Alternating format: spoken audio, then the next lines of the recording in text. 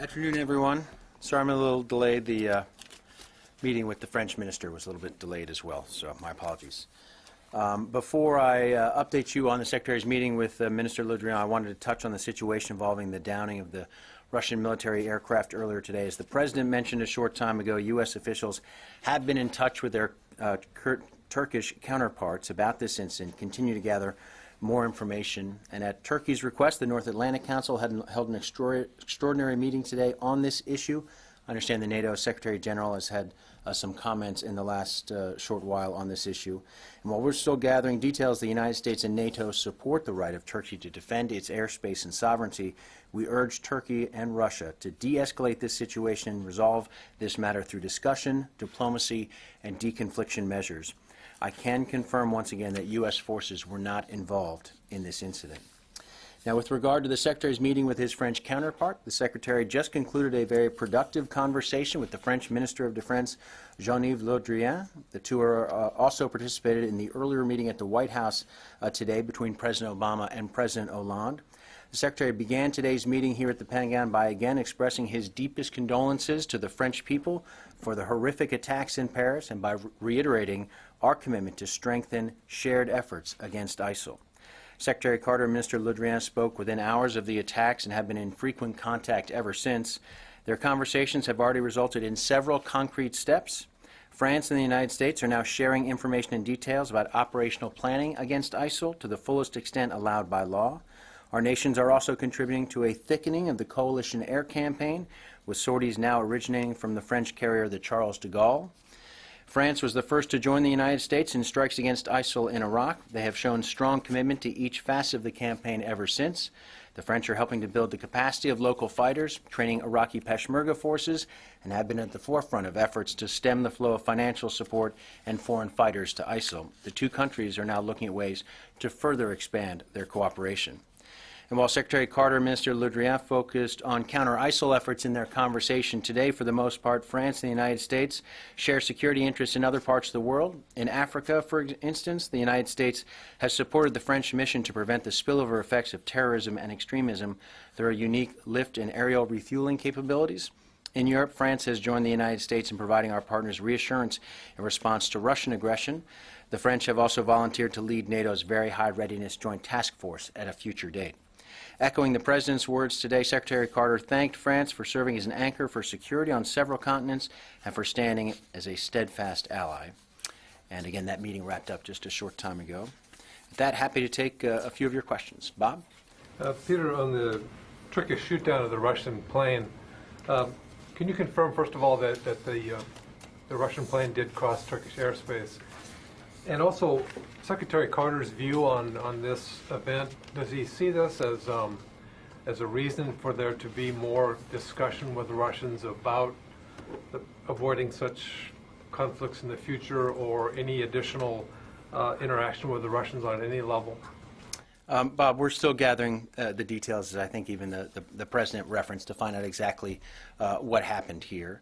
I think the Secretary would make the same point that the President made today, that Russian flights, particularly in this area, which is not an ISIL-controlled area, but an opposition-controlled area, carry risks, and they'd be much better off focused on going after ISIL. And so I think anything that can be done at this point to de-escalate this situation between Russia and Turkey would be good, would be productive. I think the Secretary would certainly hope that that's the case. Did he talk to his Turkish counterpart about the event? I don't have a conversation to read out to you at this time. I'm not aware of a conversation that's taking place, but I'll double check. Thomas? Thank you. There are reports that the Russians also lost a military helicopter. Is there any indication that that was shot down by U.S.-backed rebels? And I have a second question about France. We've seen the media reports with regard to the helicopter, but there's nothing I can confirm about what's happened there. All right. And then you mentioned France and the U.S. are now looking at ways to further their cooperation. You gave some examples previously. Can you talk about perhaps what some of those additional steps might be? Well, I think that's part of the conversation that's going to be ongoing, not only between the presidents and the ministers of defense, but at lower levels within the two defense departments about what additional steps can be taken, whether it's expanded airstrikes, whether it's additional steps that might help the local ground forces. I think there are a range of things that could be under consideration. And it's not just military, Thomas. You've got to consider as well the other lines of effort at work here, and that includes the financing for ISIL. Are there steps that can be taken on the part of some of our interagency partners that might be able to help with the financing question? Range of other issues that can be handled between the two governments, perhaps steps that can be taken to further enhance the fight against ISIL. Lucas? Peter, does the Secretary believe that the Turkish actions today were justified? Lucas, we're still getting all the details. And I think, as the Secretary has said, Turkey has, as a NATO ally, this is NATO airspace. Turkey has a right to defend itself.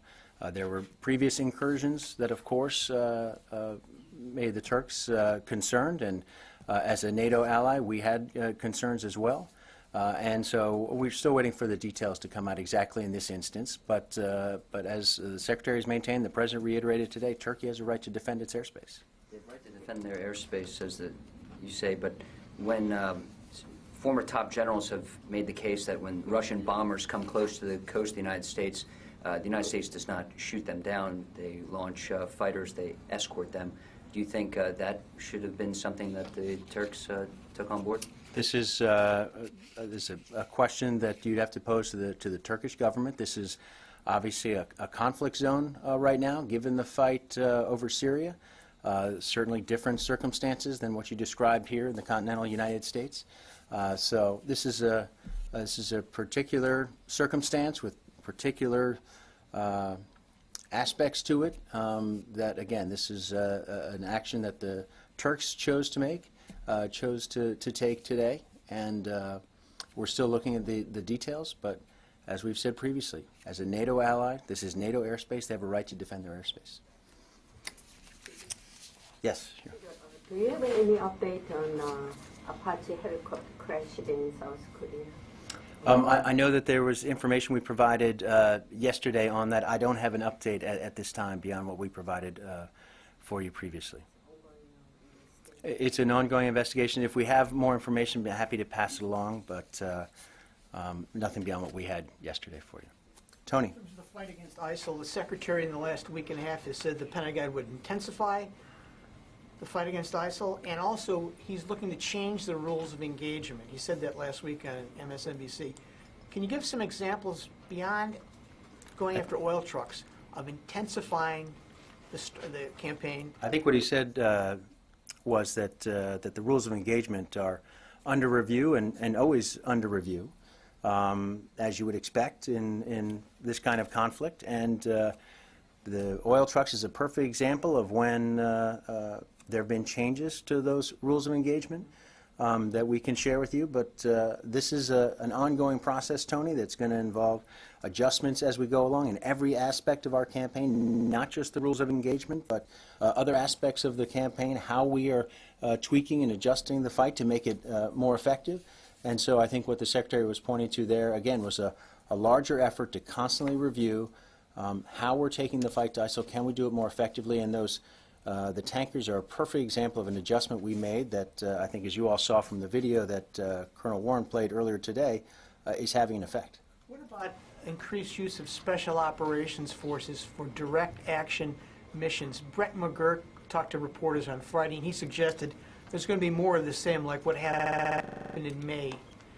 Is that part of intensifying the fight, the use of U.S. commandos going in on direct action missions? Well, the Secretary has said previously, he testified on the Hill, he spoke here from this podium some time ago, that the United States would continue to look for opportunities to deliver a blow to ISIL, to further degrade and defeat ISIL, and that raid was a particular circumstance that happened in conjunction with the Iraqi Kurdish forces, Peshmerga forces, but that if there were other opportunities in the future, that we would take advantage of them. But the primary role of the special operators who are going to be who are part of this effort in Syria, as the Secretary has also detailed, is a support role to further enable them and to make them more effective. But if there are opportunities for the unique capabilities of U.S. forces to be brought to bear, that if the moment was right, there would be, the Secretary would take advantage of that. Direct action kind of, as opposed to hostage rescue missions. Well, I think, again, Tony, the idea is to enable these local forces, because they're the ones who ultimately need to not only clear this territory but hold this territory. And so that central focus has not changed, that there are unique capabilities that American Special Forces can bring to bear. The Secretary and this Department are prepared to consider their use. One final, are any of the 50 in Syria at this point? I'm not going to comment on the status of those forces at this time. Well, when can you? Because at some point it's going to be ITN crews or something that are going to show them in Syria. And Tony, that may be the case, but I'm not going to divulge operational details that could put them in any sort of risk from this podium. I hope you'd understand that. So, yes. Peter, going back to the crash for a second, do you have any update on the status of the two Russian jet pilots? There were some reports that members of the U.S.-supported rebel groups on the ground intercepted one or both of those pilots at some point today. I don't have details that I can pass along right now. Would the Secretary expect that any member of the U.S.-led coalition, including the rebels on the ground, would coordinate an effort like that with the U.S. if it took place? Listen, this is the rebels, for example, that we trained previously, as we've made clear that when they crossed the line into Syria, that we did not have control over those folks. I do not know the circumstances of this particular situation. I don't know the forces on the ground at play in this particular situation. So I can't even hazard a guess as to who's involved here. But I think we've made clear that the training and that happened previously, that U.S. control of those forces ended when they walked into Syria. So I think it'd be hard-pressed to consider exactly how that would take place, if indeed they're even involved here, which I can't confirm that's the case. So, yes, Tom. Peter, two questions, please. Have the U.S. F-15s that have been sent to Turkey had any encounters with Russian aircraft? The U.S. F-15s, I can't say with 100% certainty, but my understanding is no. There have been, as we've reported previously, some engagements with Russian aircraft prior to the Memorandum of Understanding. I cannot say with certainty, Tom, if those aircraft originated from Incirlik or from somewhere else. So I just can't say with certainty. So, but I'm not aware of anything since the MOU that would amount to any sort of engagement with U.S. warplanes. A different question. I'd like to ask what led to the dismissal of General Lewis and what the nature of the Inspector General's investigation is. Tom, because the Inspector General is looking into this, I can't comment on the dismissal of General Lewis beyond the statement that was put out previously. Is it a concern of the secretaries that there's another high-level... As an Inspector General's investigation, it is their responsibility to carry this out, and we have to maintain that distance, understandably. There are also questions about privacy here. So I have to refer you simply to the statement that was released previously.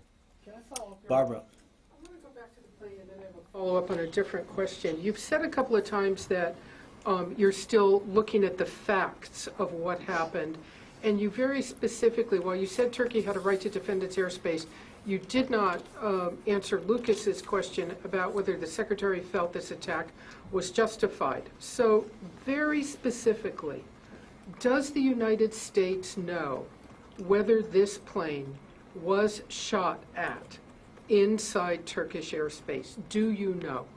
We are still gathering the details, Barbara, to determine exactly what happened here, including those questions. So you do I understand you correctly, even though you were tracking radar and you were tracking the radio calls, as Colonel Warren said today, as we sit here, the United States does not know for a fact if the Turks shot at this airplane? The United States, as is NATO and several other of our allies involved, all trying to get as much information as we can as to exactly what happened, Barbara. So we're not able to conclude definitively right now as to exactly where the aircraft was and all the circumstances that played out here.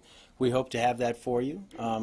We have gotten the reports from Turkey, a NATO ally, as to what transpired here, and that this aircraft did violate their airspace. And again, we're taking all that information into account, as NATO is as well, as I think you heard from the Secretary General. May I ask very briefly a separate question? Sure. Now on the attack against the hospital in Kunduz, the Doctors Without Borders hospital, now that it's clear you are beginning the process of concluding the review of that. One, can you tell us anything about what you have found in this review that has been the human and technical errors that led to this mistaken attack? And second, has the Secretary or the military been able to take any steps to assure that this kind of incident doesn't happen again? What have you done to make sure this doesn't happen again somewhere in the world? Well, a couple things. First of all, the investigation that you refer to has been conducted under General Campbell's leadership and instruction and direction in Afghanistan, and I'm going to leave it to them and General Campbell to release more information. He's got an update, as I understand, that's going to be made available tomorrow, and I'm going to leave that to General Campbell. More largely, the Secretary has maintained from the start that this needs to be a full and transparent investigation, and that we do need to learn whatever we can about this incident, about this mistake in which a protected medical facility was targeted, so that it doesn't happen again. And that'll be part of what we learn from their findings. And so I'm going to leave it to General Campbell to outline whatever update he has for you tomorrow.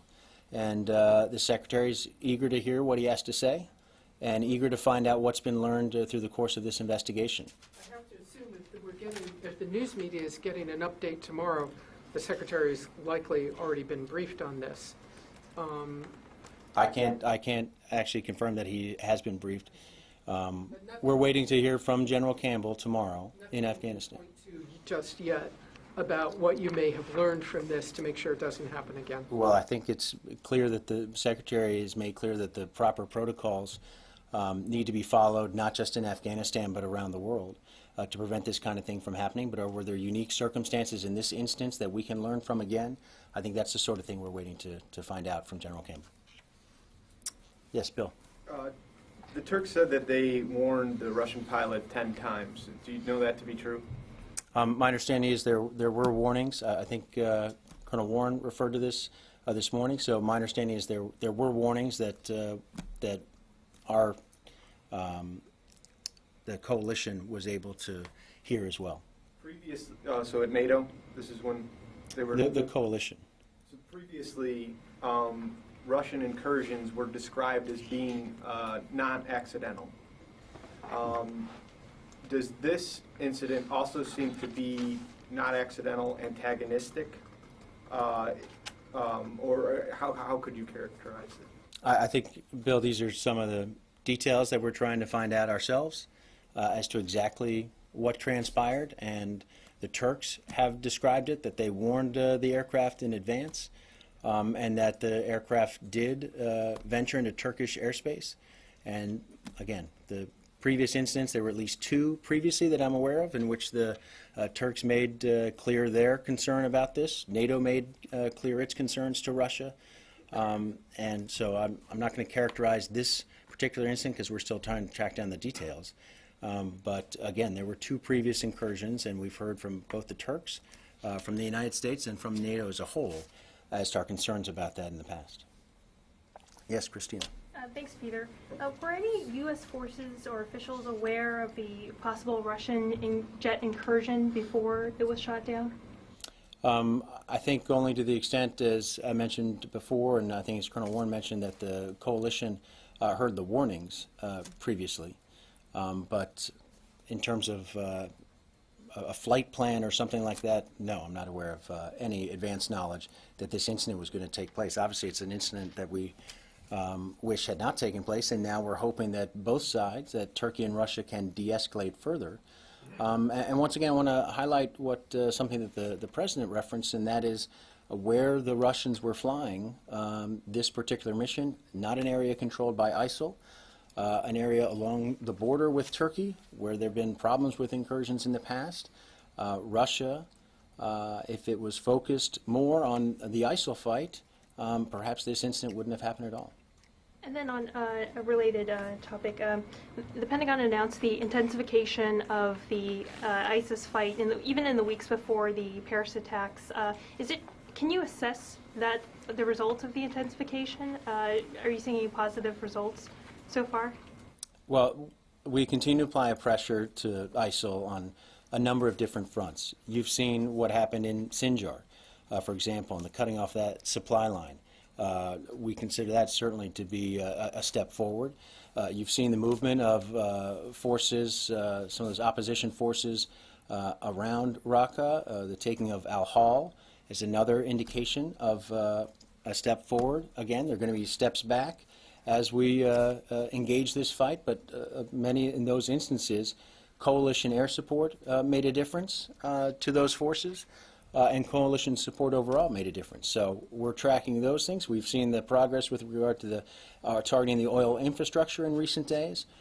These are what we consider to be steps forward.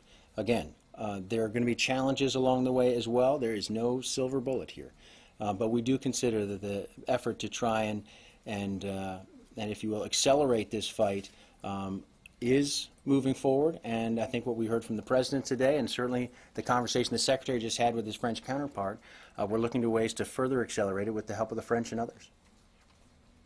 Yes.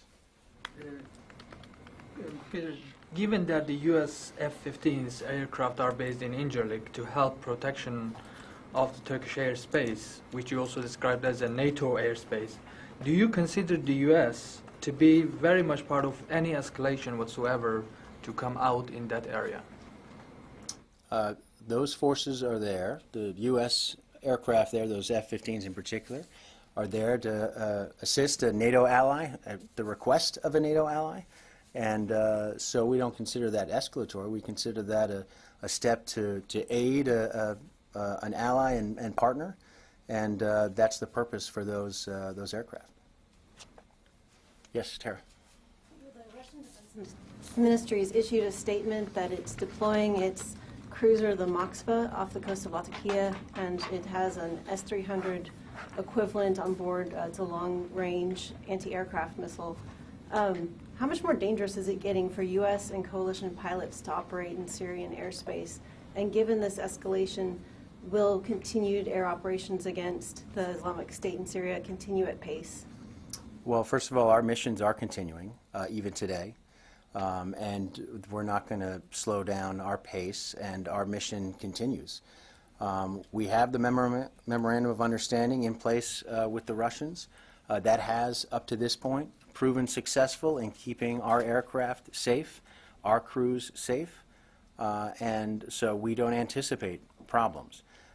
Again, anything the Russians do that is bolstering the Assad regime, we would consider counterproductive, and we would be worried about any additional weaponry that enters the fray.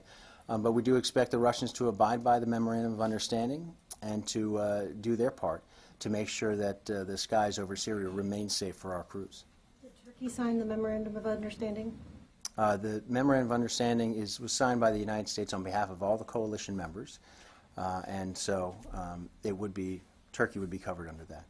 So if it wasn't Turkish airspace, would this be a violation of that MOU by Turkey? The coalition, it covers only Syrian airspace. So that is the limit of the memorandum of understanding for the coalition and for the United States and for Russia as well. So, yes.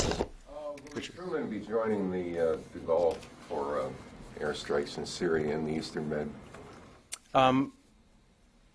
Let me double check the exact what the plan is for the Truman. My understanding is it's headed to the Persian Gulf, so I don't know if there's particular operations planned for the Eastern Med at this particular moment in time. Discussion with Minister Le Drian. It did not come up in the course of the conversation today, but let me check and see if there's anything further I can get for you on that. Bill, back to you. So if, because it covers only, the MOU only covers Syrian airspace, if the Turkish jet shot down the Russian jet in Syrian airspace, it would be in violation of this MOU? Again, I'm not going to get into hypotheticals, Bill. The Memorandum of Understanding deals with safe interaction of aircraft over Syrian airspace, the professional airmanship that's required. It is intended to deconflict and to create a series of protocols put in place that air crews and even ground communication links that can be employed to try and prevent something from happening over Syrian airspace. That was the purpose of it. What Turkey has informed us that it did today was to defend its own airspace, and as a NATO ally, we obviously take that with great concern, any incursion into Turkish airspace. And so we're going to try and track down the details along with our other NATO partners and work with Turkey as to exactly what happened here and whether or not something like this can be avoided going forward. But the initial effort here should be on the part of Turkey and Russia to try and de-escalate and prevent this from happening again. Yes, last one, and then I got to run. Two questions quickly. Was there any sign, since you were able to hear everything that was going on, any sign of a distress call or any response that we haven't heard about yet from the Russian planes involved in the incident? And the second... Let me answer that first. I'll come back to you. I'm not aware of everything that was heard, but my understanding is the warnings from the Turks, we were made aware, we could hear, Coalition Operations Center could hear that there were warnings conveyed. So. But nothing in terms of a response from the Russian pilots? I'm not aware of any. That I can't say that it didn't happen, but I'm not aware that we heard any. And then the second part, how concerned is the Pentagon about this confluence of events? Whether, I know there's a lot that hasn't been confirmed, but it seems like things are building up where you have these tensions building. Russians are using some tough language. They're moving other things into play. How concerned is the Pentagon that things could start to spiral out of control? And what, if anything, are you trying to do to prevent that from happening? Well, I think we've got concerns about what played out today. And the risk for miscalculation and misjudgment over Syria and in the neighborhood. And if the Russians were focused on the fight against ISIL as opposed to targeting opposition groups and support for the Assad regime, that would be a step forward to help try and, if you will, deconflict this entire conflict zone. So we have concerns about it, but the focus for us continues to be the fight against ISIL. And to the extent that the Russians can shift their energy and attention to the fight against ISIL would be in the best interest of everyone, including the people in Syria, who, if the Russians were to exert their influence in terms of the political transition, that would be a step forward as well. And so there are risks for miscalculation, there are risks for misjudgment. That's why we have this memorandum of understanding in place with the Russians.